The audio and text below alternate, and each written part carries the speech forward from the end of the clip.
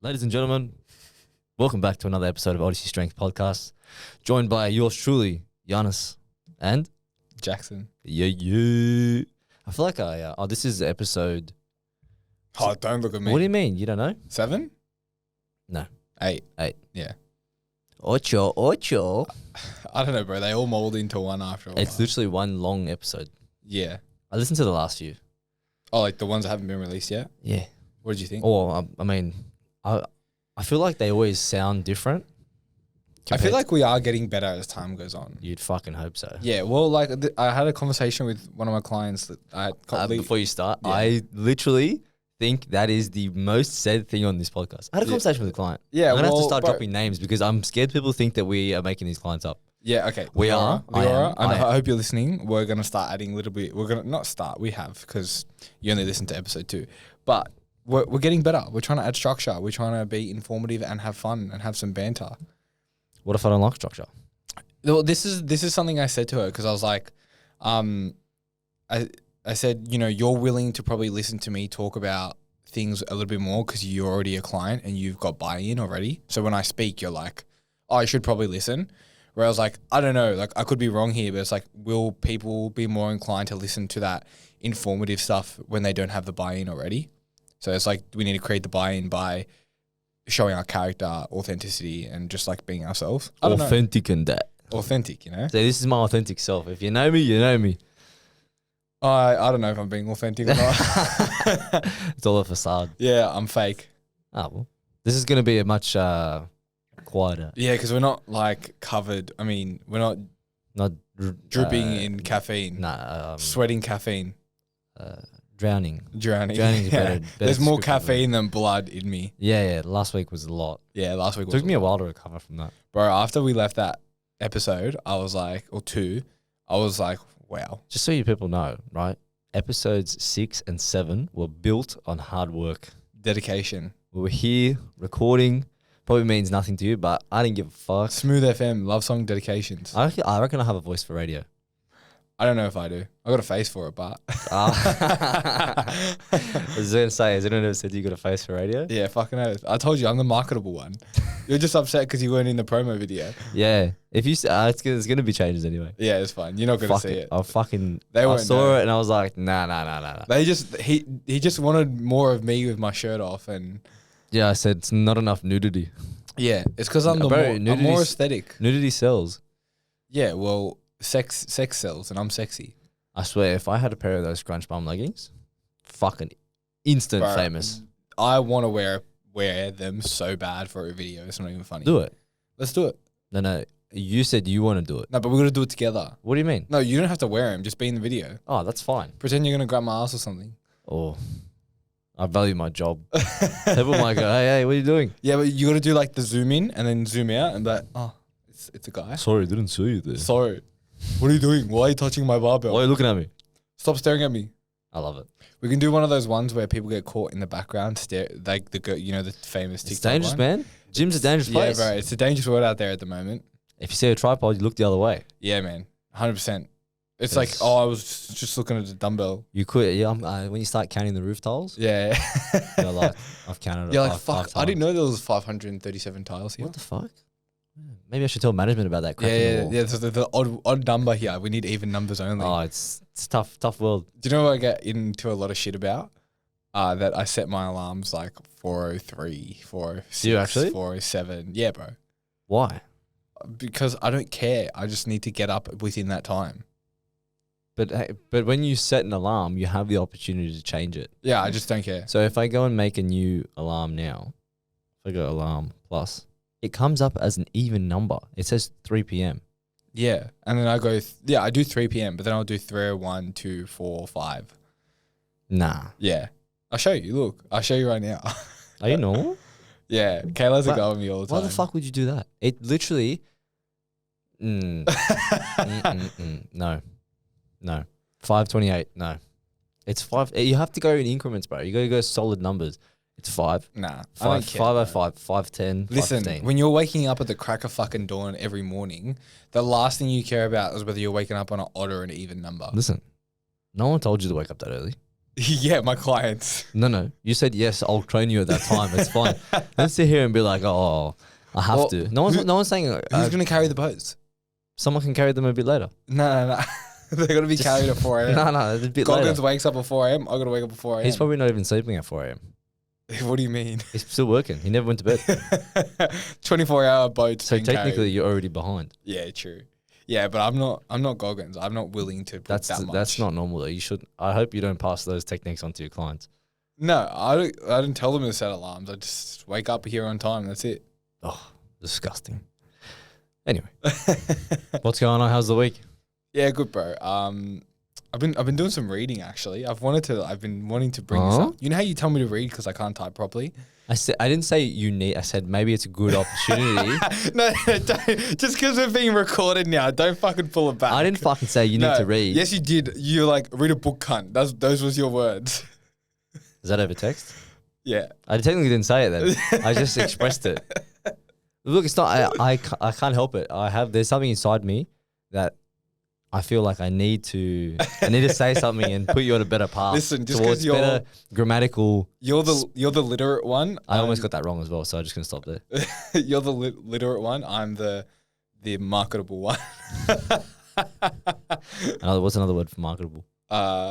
Good looking. Fair enough. I was gonna say, see if the reading's going well. What are you reading? Think Like a Monk by Jay Shetty.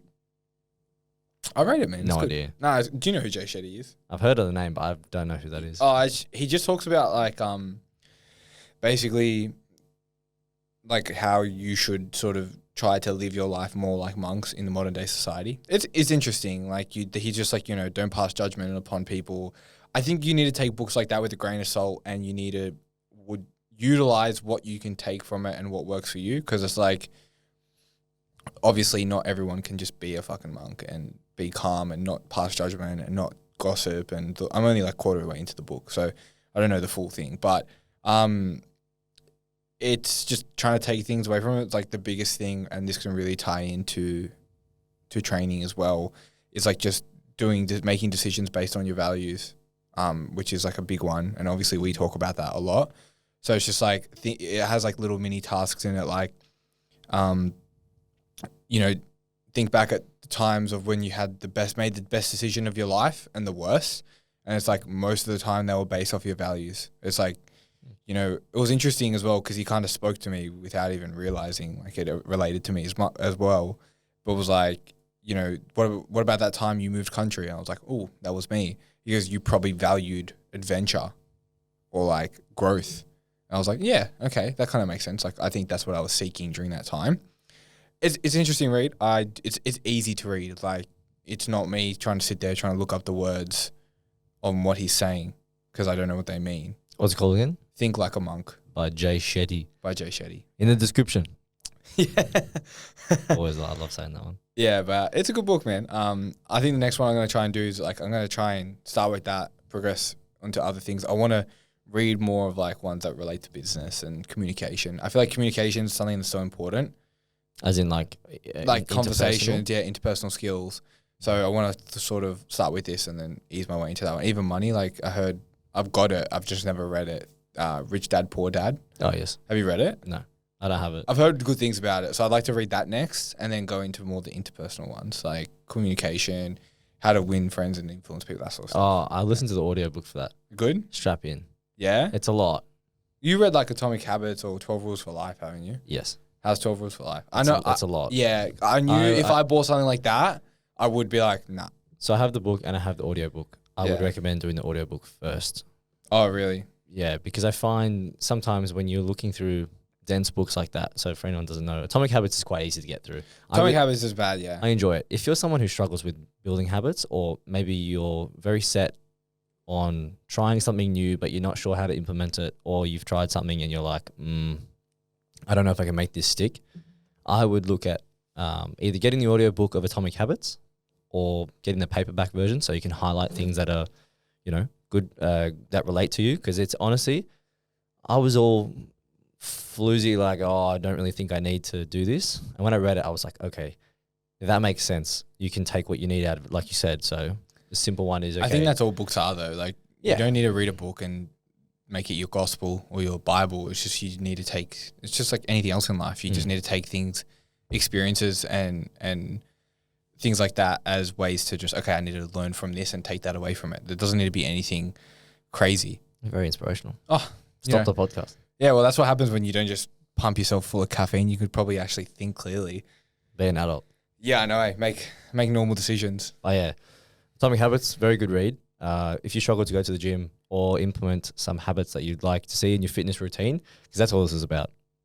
The rest of the stuff you can figure out on your own. Yeah, half the things that I read, whether they relate to fitness or not, I find a way to relate it to fitness because that's what my life is. And then we're obviously going to make it towards that as well because that's what this podcast is about. Yeah, I think everyone froths habit stacking. That's the fucking sexy thing. Well, actually, I got a bit of a complaint to make, which it's not so much a complaint. It's just like, as the boys say, the pendulum swings in the industry. And I think right now... Yeah, it's popular topics. Yeah, I think right now, the fitness industry, for anyone that isn't as, well-versed in the industry as we are, we obviously follow a lot of people who are coaches and promote certain topics and push their agendas. And I figured this out. We have a big echo chamber of information. Yeah, massively. We just see everyone else's stuff which makes us feel like we're not doing enough. Yeah, chances are you probably just follow like a handful of coaches. Yeah, like my Instagram is just coaches. It's barely, and then obviously my clients. And hate it. It's annoying because it's almost like you can't even focus on what you want to do because you feel like you're gonna do the wrong thing by them. Live like a monk, brother. Yeah, exactly. You just got to do like something that's worth noting as well. Is like the funny thing is like everyone's just gonna have someone who loves their shit. Like we all know that shit trainer in the gym that still has clients for some reason. It's me. That was a joke. I was just kidding. You work with me, so definitely not. But like, there's always gonna be someone who froths what you do, no matter what, right? But my actual complaint, or not even complaint, my little bone to pick is just like we're moving so far away from like everyone's like such value based, coaches like, oh, only make decisions. It's like, of course you make decisions based on your values, but then they slander the pursuit of body composition, or you shouldn't train to look good. You should train for your own sake. And like, I think obviously that's really important, but I think if there's nothing wrong, like don't then slander training to look good or training for like body composition goals. It's whatever sells though. No, it sells because people are like, oh, you don't have to look like this bodybuilder shredded like how I used to 10 years ago. Well, it's like, well, no, you don't. But if you value wanting to get into good shape and you value the process of, like, if you value delayed gratification or growth and learning, it's like, well, those things are part of what body composition goals are. I don't think most people know what their values are though. No, 100%. Yeah. But then like, then they're pushing the agenda like, oh yeah, values. It's like, well, me personally, and I know for your sake as well, it's like I really value training. I really value seeing progression in my physique, but I also value the process of that. Like I enjoy preparing my meals. I enjoy eating the meals that I make. I enjoy sticking to that routine. Like, so I value routine. So there's nothing wrong with me wanting to look better naked or anything like that. It's just like, those are the things I value. It's not because I relate my worth to how I look. Yeah. Yeah. Or like, I'm not allowed to compare myself to how I used to look to now. It's like, no, but it's like, you know what? I do value that right now, but it's like maybe one day when I'm married and have kids, I won't as much, which is totally fine. Like you said, the pendulum does swing, and I think it depends on the outcome that you want, the age of the person. Like if you just want to go into the gym and just lift shit, it's cool too. You just value being able to move freely. That's fine too. But you just got to be mindful that, we also try and sell things. So no, of course, it's the same thing. Like just be mindful that when you do open up your Instagram, you see fucking, oh, this is the new craze of the month and that's the new craze. It's like, yep, that's fine. They all come back to what can that person provide? Yeah, 100%. But we're also the only ones exposed to that as well. Like I'm pretty sure our clients aren't exposed to that. Yeah, no. And when I do, but I do promote that as well. It's not like I'm slandering or saying, oh, values-based goal setting is terrible. We promote that very much so. It's like literally part of our process of coaching. It's like find your goals and your values and then make goals that align with your values. And I say that to my clients as well. It's like if they're like a got people getting married. It's like, well, guys are really trying to value your relationship right now. So go on a nice dinner, go on dates, nurture that relationship, because that's what you guys are working towards, like spending the rest of your life together. So it really wouldn't make sense to right now just be super rigid with everything, you know? But they also want to look good. I'm like, okay, we'll just make decisions that are able for you that you're happy with, manage those expectations. Yeah. It's like, you're probably not going to be able to, you wouldn't be stage lean, but nor should you need to for your wedding. You just want to look good in your dress and look good in a suit and look jacked. Yeah, I mean, it's funny. No one sees you in a suit anyway. Yeah, exactly. So it's fucking put a suit on the other day. No one even knew you were fucking trained. Yeah. Bastards. So it's, I guess it's just like, you know, it's obviously fine to make those decisions. Just, choose the right tool for the job, I guess. Very nice. Yeah. It was very inspirational. All off the back of Jay Shetty. Yeah, man. Oh, I'm a different man after reading, you know? I'm a different man. Huge. So on the topic of, you brought up meal prepping and stuff, I feel like we're in a position where... we talk a lot about nutrition on this podcast. Yeah, fuck it. People want to know. Why not? Yeah, why not? You're meal prepping all your meals? I meal prep all my lunches and dinners. And then, like, I have a meal in between, which is the core power foods. And then I make my breakfast on the spot. Every day? Every day. I just bring the rice flour to work and protein. Yeah. And keep blueberries in the fridge and chocolate in the cupboard. At work? At work, yeah. Surprise doesn't go missing.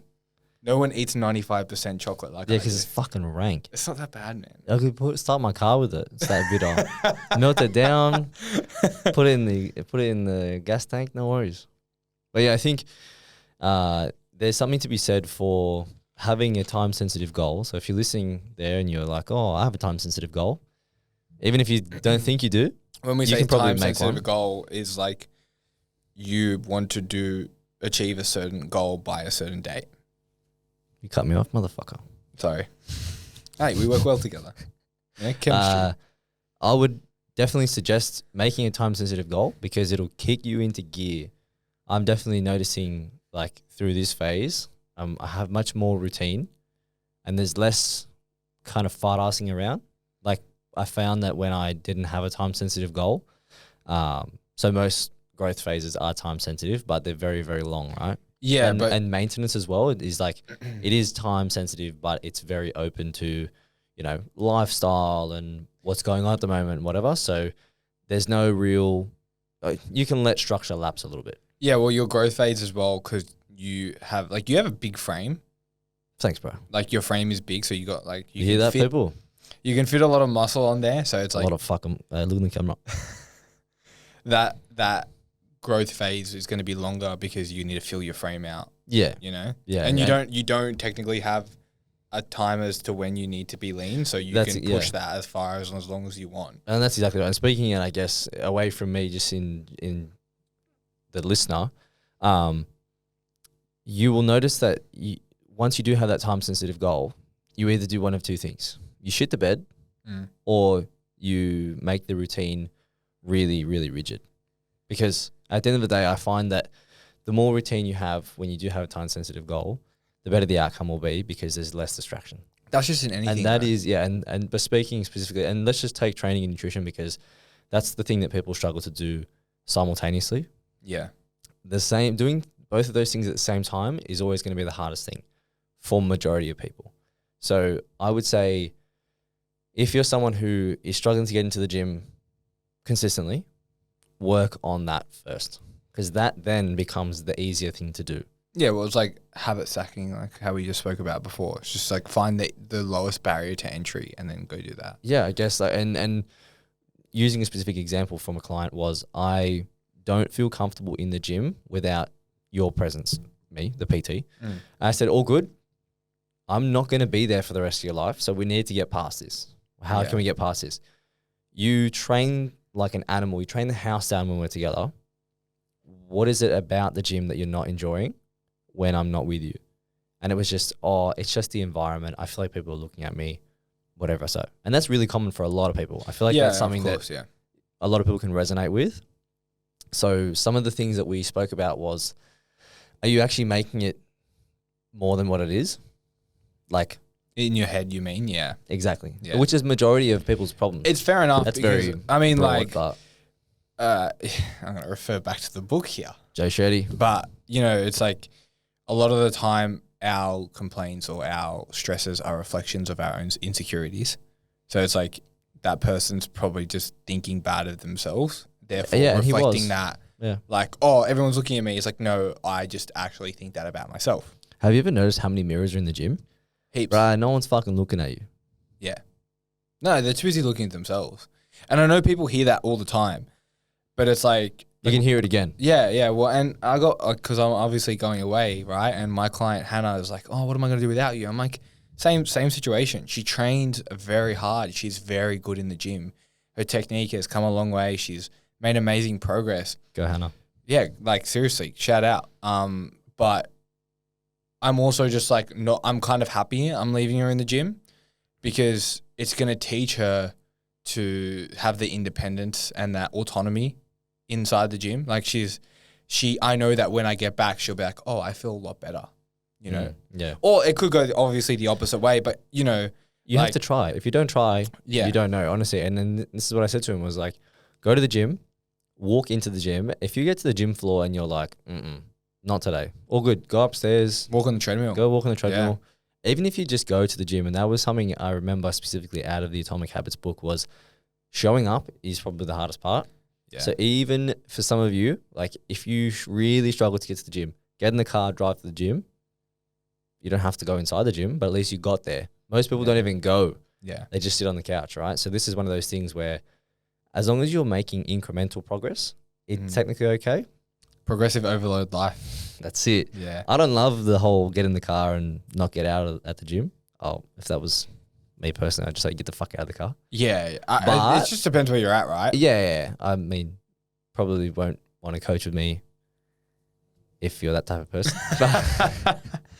But yeah, as long as you're moving in the right direction, I think there's something to be said for a positive outcome at the end of it, for sure. Yeah, well, you know, I say this a lot, and I don't mean to be too blunt when I say this, but I have more sympathy for people who actually try than for those who don't. Of course. Like, if you are overweight and you're trying, like making a conscious effort to try, then I'll more than happy listen to your problems, help problem solve you. But if you like are there and you're like, oh, like, you know, I need to lose weight, but I sort of don't want to do anything about it. It's like, well, I kind of can't help you, you know, and I don't want to sit here and hear your complaints because you don't want to fix the situation. You're just here to make complaints, you know, and that's not being rude or anything like that. It's just like anything else. It's like if You're gonna get cancelled. yeah, no, hey, fuck, fat shaming.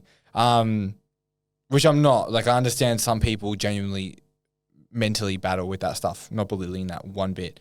But it's like anything else. It's like when, you know, you've got work to do and we're like procrastinating. It's like, oh, I just don't want to do it, but I have all these things to do. It's like, well, at least fucking try. Somebody's got to do it. Yeah, somebody's got to do it. But yeah, just making the conscious effort to try and get there and to make it happen. And even if you want to apply that to training as well, it's like we talk about progressive overload and trying to add weight to the bar each week or weight to your exercise. Just try. If you don't, that's fine. Just pull weight back, you know? I've had a client who just recently went on holiday and he's like, I would have never lifted that weight if you hadn't told me to. I think a lot of people are like that. Yeah. Yeah, there's a lot of instances where you'll find, even if you don't train with the PT, I find that if you don't understand what it's like to lift a heavier weight, even if you can't do it for a full set, you'll never know what it's like you'll never know what it's like to lift the weight if you just wait around and just stay comfortable and stuff. Like, okay, your rep range is 8 to 12. Yeah. But if you can do 12 on the 12s, then you go to the 14s, you're like, ooh, I can only get 4. I pick the fucking 4s up. Yeah. Sorry, pick the 14s up and do it for 4. Because I bet you if you come in next 2 weeks' time, you'll be able to do 6. And it'll keep going and compounding effort. But if you don't try, you'll be stuck on the same weight for however long. And then you complain about your progress and you won't want to go to the gym anymore. Yeah, I think, you know, I had this thought last night as well. And it's like, I think I said this in the last podcast, but it's like the people who've been with me the longest are the ones with the best progress and the best results. And where people go wrong when they're training is that they think that it's this sort of thing that gets easier with time, where it's just not. No. Like, it's the complete opposite. It gets harder. The more progress you make, the harder it is to make more progress. Yeah. You know? Everything becomes more dialed in. Yeah, and if we look at the best of the best, whether your goal is strength or body composition, you look at bodybuilders, you look at powerlifters, they're the best in those fields. Not to say that you need to be like them, but we need to sort of... You just take little bits and pieces from them. Yeah, because they're clearly doing something right to be at that level of strength or physique. And as you see their progress year on year, it's like 3 years difference, massive progress, but you look like in a year's difference. It's like, yeah, you can see it, but it's also a fucking year, man. Like, this is why I shit on it so much. Challenges are the worst thing ever. Because, like, the idea that people are getting from 12 to 30 weeks even. 12 to 30 weeks, would you say? Huh? 30? Not 30, sorry. Who the fuck's doing a 30-week challenge? I don't know. Bodybuilding? 30 days, sorry. 30 days. Oh, That's what I mean. right, okay. Yeah, 30-day challenge or like 30 or 12 weeks. It's like, yeah, you could probably get some rapid fat loss from that point and look somewhat different, but the actual habits and the long-term progression that you require is not there because of that. And it's actually promoting... In most cases, yeah. Yeah, it's promoting actually quite the opposite because you're like, yeah, you have a time-sensitive goal. That's great. But then they're not telling you what to do after that time-sensitive goal. Yeah, it's always the celebratory part is the greatest. And then I think the rebound is massive. Like you can put on what you lost and a little bit more if you don't really be careful with what you're doing after. You can do the challenge, you can do whatever you want, but it's just the exit plan doesn't have to be perfect because no one's perfect. But you do have to try and keep things from spilling out. Yeah. And when I say spilling out, I mean, don't just stop doing everything you were doing during your challenge or whatever guidelines they gave you, because it'll all go to shit. Yeah, well, and this is what I mean. It's like, don't get into the gym or training with the idea that it's going to be easier. It's going to be hard for a long period of time, but you need to find joy in that sort of toughness, Tough. Because, it is a journey. Like, obviously, there's a reason It's an odyssey, brother. There's a reason that we kind of push that message, because it's not something... I say this to my clients. It's like, it's a 12-week minimum term when you sign up with me, but you're going to be with me for longer than that. And they're like, okay. They're like, oh, do I get a choice? No. No choices. Because after that 12 weeks, they realize, like, okay, for me to actually see where I want to go, I need to stick this out. Man, I said it before in the last podcast, 2 years in July with Jason. Yeah, huge. A long time. And I look at it and I'm like, fuck, that's a long time. I've had a client, Tim, Steph, I've had clients for 2+ years since when I first started.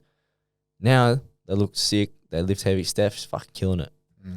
Lean, fucking goes deadlifts 140, comes back, couple pull-ups, couple squats. Yeah. Killing it. But it took fucking forever. And there was times where we were like, oh, what's the point of all this? Why do I keep going to the gym if I can't see, progress, or what? I can't see, this outcome or that outcome, which is what you're looking at directly. But then fast forward now 2 years later, mad. You're like, all that work that I put in, all those fucking days that I went and trained, I didn't want to go, all those healthier meals that I ate, they all pay off. Yeah, well, it's like I was recording that mindset module on the app because we have a training app and it's really good. Wait, we have a training app? Yeah, we have a training app. What's it on? It's on the Apple Store. Cheeky plug. Oh my Cheeky God. plug. Go download it. Go download it. Yeah. Get on it. I was recording some education for that on the mindset module. Wait, there's education on the app? There is education. Oh. Yes. And one of the things was like, it sounds so cliche, and I even say it when I recorded this. It's like the process, the journey, patience is like the big thing, patience. And it's like, what do you do when you feel like you're at that point where you're no longer getting results, when technically you are? You be more patient. No, you got to find the things that you can take as wins. Yeah. Anecdotal example. But even, man, like just completing set to set in the gym, that right now, where I'm at right now, is a win. Just fucking getting through a set, you're like, all right, one set done. And I know it sounds fucking dramatic. I'm not going to war or anything like that. Fucking, yeah, here we go. But it's just like, you know what? It's a win. Yeah. Get the win, we move on. Usually this pops up when someone is at that point where they've done that time sensitive goal and like, or they've completed something like that. Or and if you're just mad stressed. yeah, you're mad stressed and they're like, oh, I can't see the progress happening. Like I'm not getting stronger in the gym, or weight's not coming down, or weight's not going up, or I'm not seeing the progression in my physique that I want to see. You need to find wins somewhere else. So if that means that you're not seeing it there, then just find wins elsewhere. So where that could be like, you know, if it's the physique goal, you're like, oh, okay, well, you know, I'm in a growing phase. I feel fluffier. Yeah, it's tough. I feel thicker. So I can't see myself progressing in my physique. So then look at the numbers on the bar and be like, but hold on a minute, I'm lifting 10 to 15 kilos more than what I have in the past year. You know, it's like Leora again, you know, we're not doing any comps at the moment because she's getting married, but she's like, hey, I'm the lightest I've ever been in the last 3 years. And I'm like, oh, that's fucking awesome. Yeah. So it's like you can find wins elsewhere. You just need to focus on it. And it's like, even if you're not dieting or anything like that, and you're like, oh, like, you know, I can't diet right now because I've just got too much going on. Stress is too high. Then what can you focus on? Well, if you're not dieting, you're probably at maintenance, which means that you're probably in a better environment to support muscle growth. So focus on getting stronger in the gym and focus on trying to build muscle so that when we are in a position that we can diet, pull the calories back and show that muscle that's there, you've actually warranted it because you spent more time trying to build it, you know? So it's like, and this is the thing where I get really sort of frustrated. I'm that person, been that person. It's like we all want to diet and lose weight, but it's like you kind of need the muscle there to show the diet. Yeah. Otherwise, you're just going to look the same as you just look, lighter. You're not actually making progress in your physique. And it's the same with people who want to always try and peak their strength. Got a client, crazy strong, Aiden, shouts out. Shout out quickly, Hugh. 270 on the deads. Yeah, huge. Fucking big. That was big, man. In the Discord too. Get in it if you're not in it. Go have a look. But it's like, I said to him today, I was like, bro, we're probably going to get rid of squat, bench, and deadlift. He's like, really? I was like, yeah, bro. I had that conversation last night. I was like, yeah, bro. He goes, why? And I'm like, I know that you love pulling that trigger and getting under the bar and just fucking gripping and ripping, and it feels really good for your ego and all that sort of stuff. But do you want to deadlift 255 for the rest of your life, or do you want to deadlift 300? And he goes, He goes, makes sense. The penny drops. Yeah, and I'm like, well, you know, the more muscle mass you have, the more strength potential you have. So I said to him, we need to spend time building muscle so that we can use that muscle on more weight in the gym so we can get stronger. Because your skills of squat, bench, and dead, they're fucking there. They're not going anywhere. Yeah. But what you are limiting right now, spending all that time trying to work up, spending half an hour trying to work up to 250 kilo deadlift. Fuck, tell me about it. You are wasting that time in the gym when we could be using that energy on just growing more muscle. Getting massive. Because that's what's going to like get you results long term. I'm not thinking the next 12 weeks of your next time that you decide to just send it in the gym and deadlift. I'm thinking end of the year when we get you on a platform and you win. Yeah. You know? Loves a win. Anyway. Sorry, I had to turn you down. You're in my head too much. Fucking loud. I'm living rent free. I was like, whoa. I got really into it there. That was a good rant though. That was good. I think that was about 5 minutes. I was just like, yeah. It's good. Yeah, tell us. So Hugh deadlifted. That was big, man. Yeah, my boy Hugh. He's a dangerous fella. Bro, he's a big boy. Yeah. He's a big. How much does he weigh? Well, he's 120 now. Wow. I say now because we were at 115. We had a bit of fun.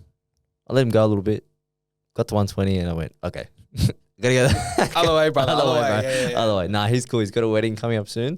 Be a couple of weeks away from when the time this gets out. So we'll bring his weight down. But yeah, he was there yesterday, and he's a very athletic background. So I think I might have mentioned this before. He likes to fucking grab it and just go. Like the technique is sometimes probably not there.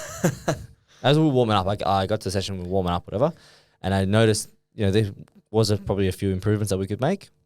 So, out of curiosity, what are you going to do moving forward to help with those improvements?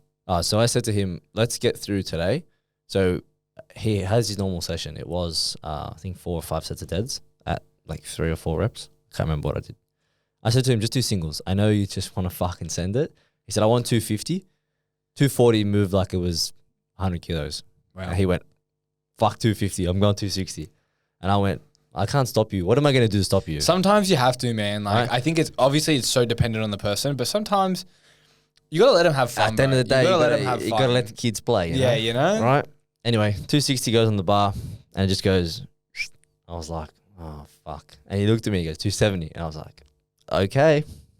I said, you've signed the waiver, right? You signed the waiver. If something goes bang, it's on you. He goes, yeah. He goes, I mean, it's either coming up or I'm dying. I said, fuck, man, put the fucking weight on.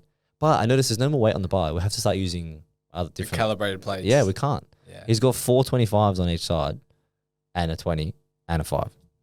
I think you can fit 300 on those bars. with those But the plates. question is, can it hold it? Because there's no more 25s at Fitness First. He used all the 25s in the gym. Oh, really? Yeah. Yeah, okay. You might have to use the other one. Yeah, big dog. Good on him, but Yeah, good on him. And this is the thing is, to answer your question is, I said, have you fun? I said, oh, let me check your program. This is last week. And he goes, oh, fuck, last week, I'm fucking everyone going. loves the last week of the He goes, program. I'm going. If you didn't say anything, I wasn't going to do it. I said, okay, that's fine. I said, but after this is done, we need to make an agreement that we do bring your load back, probably by like 150 kilos. Yeah, like 50%. Easy, yeah. right? I said, I want to really dial in your technique in terms of making sure everything looks nice and it's just a little bit cleaner so that then you can hit 300 in, 6 months time or whatever it is, whatever we choose to set, so that then I don't have to say to you, hey, we can't hit 300 because you didn't do this work. Yeah. Right? Because he just kept getting stronger and stronger and stronger. And he kind of built himself a technique that is strong because he's fucking strong just naturally. Salmon blood. But I need to ensure that I do my part and just bring his technique back to where it needs to be. Yeah. Dude did 135 for 7 on bench. That's crazy. And For he's had a shoulder recap as well. Wow. Yeah. Squatted, safety bar squatted 202. That's crazy. Yeah. It's insane. Yeah, man. But look, if anyone's out there who wants to get stronger, I think something to note, and that's really important, is that you're not going to get stronger unless you do the boring shit. Yeah, I noticed Adrian had a good Instagram story. It was his client was starting to deadlift and he made him walk up to and from the bar constantly to try and nail that technique. Yeah. And I said, fuck, man, like sometimes can get overlooked. You just fucking throw more weight, more weight, more weight, more weight. And then when you get to the point where you're like, okay, I'm lifting, let's just say 120 kilos on deadlift. You're like, fuck, like now I kind of feel it in my back a little bit. Yeah. Now I got to strip it back. Whereas if you hadn't done that, if you had just worked on your technique for a good 6 weeks and then smashed like leg press and all that, so you're still getting strong. Well, this is the thing. I think people sort of go wrong saying that if I'm not squat, bench, and deadlifting, then my technique is not getting better. It's like I look at some of my clients, like the first 6 weeks, they didn't even touch a bar. And then I know for a fact the reason that they're so good on the bar now is because I spent time doing the other stuff. Yeah. The fluffy shit, the boring shit. No one wants to fucking goblet squat. Like everyone finds a goblet squat with a heel elevation boring. But you know what? It teaches you where to place your center of mass. Yeah. Your center of mass is the key to a good squat. If you know where to place the pressure of your feet in a squat, you will have a better squat. Yeah, I used to struggle a lot until I started to learn how to move properly with better technique with a barbell, because that's literally all it comes down to. I mean, you look at me, man. Like I literally pop out of the bottom of my squat, and it's like, why is that? It's just because I know where to place the pressure of my feet really, really well, and I've gotten good at that. And I also my squat's always been strong because just fucking strong. No, like my best friend at the time in high school, her older brother, he was like, you're only allowed to squat when you walk in the gym. So for like 3 months, man, all I did was squat. Like I did nothing else. I would walk into the gym every single day and squat. And it's like, well, if you do something for... It's like Chinese weightlifting style. Yeah, it's like if you do the same thing for a long enough period of time, you're probably going to get at it. Yeah, get good at it. 100%. But hey, I also could argue the fact that if I had just gone in and did other shit and then gone and squatted, that would assist with that. Yeah. I probably would have done it in half the time. Hindsight's a powerful thing. Yeah. So use our experiences. Well, not mine because I fucking hated squatting, but use Jackson's experiences to understand. Your squats look good though, man. Yeah, now after fucking how many years of like for the longest time was just hip pain, hip pain, hip pain. Fucking, Yeah, I remember that. Remember? I remember, yeah. Even at the Man. there's that seminar you did. I was fucked. Yeah. Knees out, knees in, this, that, heel elevation. Now it's fine. I don't have any hip pain. Yeah, I remember Because I when got we were at stronger everywhere else. The same seminar recently, or like last year, and Which one? the one where we had to do the rest pause. Oh, yeah. And the person was like, "Oh yeah, I'll fix your hip pain." It didn't fix it, did it? No. No, yeah. Yeah, because I guess this is the thing is like, there you go. Can't fix hip pain in like 30 minutes. No. It's going to take time. Also, it took me if, ages. if squatting is giving you hip pain, then it's probably not a good idea to squat. Yeah, I just had, it was just other things I had to deal with and get stronger in other areas of my body. And now I don't have any problem at all. So after that long tangent, I guess some takeaways from that would be that if you want to get better at certain things, it's okay to do other things. So if you want to get better at squatting, it's okay just to strengthen the whole lower body and then go to squat. Go smash some Bulgarians, dog. Go do some split squats. Go jump on a leg press. Like jack yourself up with some volume and some high intensity sets, and really like put the work in to strengthen those muscles, so that when you get under a bar, you probably have overall better musculature and stability to handle the load. Sick. That's 42 minutes. I'm I'm leaving it there. I'm not going to ruin the ending there. That's nice. Good wrap up. All right. We'll catch us in the next one. See you next week.